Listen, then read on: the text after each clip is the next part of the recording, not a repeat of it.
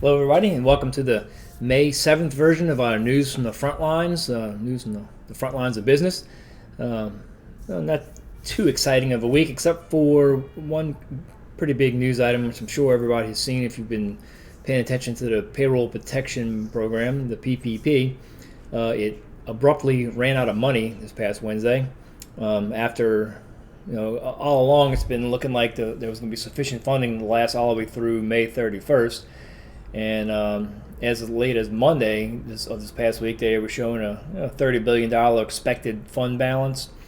However, that turns out that balance didn't include for some of the fees that go to the banks for processing these things, and the 4 or 5 other items that weren't accounted for in that balance that they were reporting. So Wednesday, they kind of slammed the door shut on everybody, and that's pretty much it. Now, there are a couple applications in process that are still going to be processed. So if you have an ID number already, you're okay.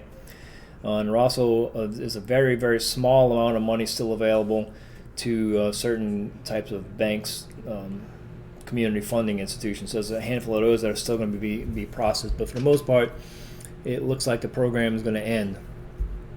And assuming that there isn't any kind of continuance that's voted on by the current administration. So nobody really seems to feel like that's going to happen. So it looks like the PPP is going to end here. So that was pretty big. So if you're not in Louisiana or Texas, you have a May 17th filing deadline coming up here. So 10 days away from the ordinary tax filing deadline.